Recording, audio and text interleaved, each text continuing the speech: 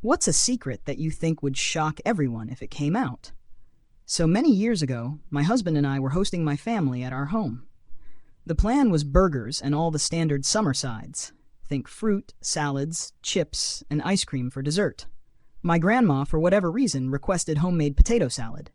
My grandma was a saint and didn't make outlandish requests often, if ever, so I did plan to accommodate her request. Unfortunately, life was crazy busy leading up to the get-together date, and ultimately I didn't have the time, energy, or supplies to make homemade potato salad. So, instead of coming clean, I decided to run to the grocery store that had a decent deli and get their loaded baked potato salad. It had a bit more elaborate ingredients than the standard potato salad. I put it in one of our glass bowls with a lid and served it as my own. No one questioned it. Now, years later, Grandma has since passed, and my family will request that I make my homemade potato salad that Grandma loved for potlucks. I don't have the heart to tell them it's store-bought. Story number 2. I don't actually know what I am doing at work. I have no qualifications or previous work experience in the field. I just wing it every day and seem to get results. Edit, because so many of you are asking what my job is, I will tell you. I'm currently the operations manager at the biggest sawmill in the area. The only job I had before this was washing dishes at a care home. I didn't lie on my resume. I guess they just liked me. Reply, this is me. It stresses me out so much, to be honest. I got a position as a landscape manager, managing a landscape crew at a major resort in Hawaii. I have no idea what I'm doing, and I hate it so much. I don't know how to quit and desperately don't want to go back to working in a restaurant. No prior landscape experience besides my own yard, and hardly any managing experience. They still hired me because they were desperate, and my mental health is taking a toll because I am worried every day that I forgot something or didn't do something correctly. Edit. Thank you all for such kind and supportive comments. I truly appreciate them and use them as fuel to crush the day at work. To those of you who are telling me to quit because I'm blocking someone else's opportunity, no one wanted this job. I live on an island of 150,000 people, and we just had a horrible natural disaster and national tragedy. We still have openings at other properties because no one wants to do these jobs. My bosses knew going in that I had zero experience, and they have tried to help the best they can, but some days I feel a bit lost. I answered the question because it would probably shock my friends and family that I don't really know well what I'm doing on a commercial landscape scale. I'm still learning and trying hard. Story number 3. How many well-respected people are sexual predators? Reply. The best boss I ever worked for ended up being a pedophile. He was arrested leaving for work one morning, charged with possession of child abuse material and a few other things. It was a big police operation where they arrested multiple people, made the news and everything. If you met him, you'd never guess it. He was such a good guy until we found out he wasn't. I'll never forget the pure awkwardness and shock of the company-wide meeting when the owner had to explain the situation of why he didn't come into work that morning. I went to high school, and the yearbook photographer was also my trig teacher. I was a junior, I believe. He was a gruff dude and acted like he didn't care about any of us. But I sent him an email one day telling him that the way he'd hit the board/table with his ruler every day scared me because of the sound. And even though he never acknowledged or replied to my email, he never did it again. He was like the school's collective cool dad, and kids would call him by his first name, and the school loved him. At one point, I had bleeding issues, nosebleeds, and he was concerned because I'd suddenly run out of class, holding my face, and had been in the bathroom right across from his room for a while, so he called the nurse to come check on me. A couple of years after I graduated, he was arrested on school grounds at the end of a school day. Heard through some of my younger band friends I didn't really keep up with, but small-town drama is small-town drama. Turns out that bathroom where I had that nosebleed, he'd hidden cameras in it, in the stalls. I don't know what happened to him, but I can only assume he went to jail. I wish I could say that was the only pedophile at that school, but he wasn't even the worst one. Just the one none of us clocked ahead of time. Edit. I cannot believe I have to say this, but CP apologists can get the hell out of here. Just because he never physically hurt anyone does not mean this was okay or not bad, somehow. I likely have pictures of my genitals on the internet somewhere because of this man.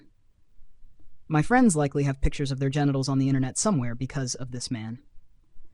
Child pornography has victims. Possession of child pornography creates demand and perpetuates child abuse. Kindly fuck off with that, oh, he's not all bad. And oh, it's different if they didn't create it themselves shit. It's child abuse. Period. Story number 4. Recently found out a person in a relationship I valued is a predator. Really messed me up because I didn't see any red flags. Talked to my therapist about it, and they said that sexual predators are the very best liars and maskers out there, and that you can basically never tell.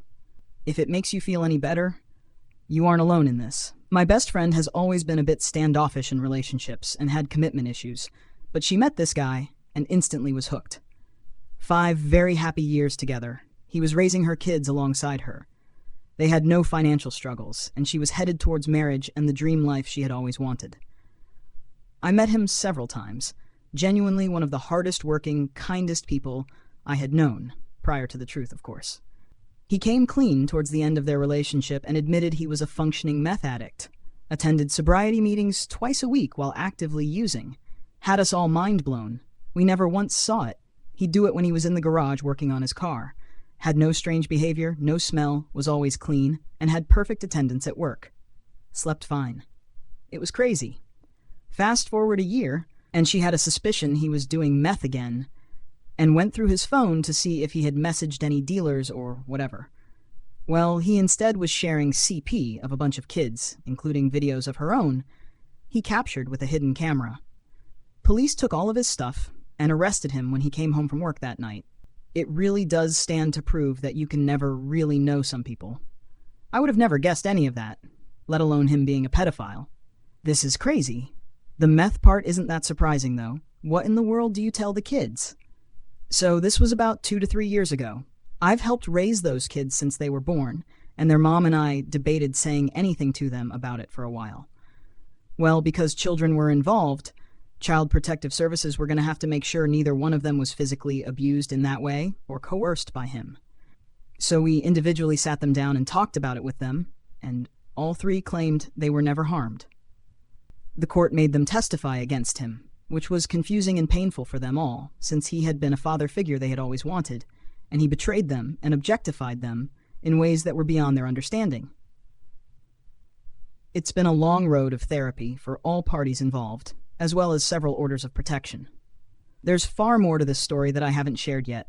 Like, while he was in jail, he paid somebody to burn their house down with everybody in it, slashed all of her tires to her car so she couldn't leave, had people following us around for weeks until someone broke into my house while they were staying with me. It's been wild here. But we take crazy measures to make sure that the kids are with someone trusted the entire time. Mentally, they have been doing so much better, but he will be released in December. Story number 5. If my grandfather dies, virtually knocking on wood today, I will inherit all of his property and money. He showed me his last will with his attorney. I think my parents and uncles might kill me if they find out. Context. When my granddad suffered from kidney failure, no one visited him except me. The reason is that he had many mistresses and still drank heavily when he was 75 to 80, which made his children hate him. Also, they have their own lives. From the day he was diagnosed with cancer until today, I have visited and taken care of him every day. My parents kicked me out of the house for being a partygoer and wanting to arrange my marriage at a young age. I was 19 back then and a female. I ran away for 1 month, but when I returned, they officially kicked me out. That's when I told my grandfather. He gave me a lump sum of money to start over, so I went back to university and rented an apartment near his place. When I graduated this year, he called a meeting with his attorney and me. That's when they told me that I will inherit all of his assets, including the ranch, his cars, basically everything he owns, and his real estate construction business.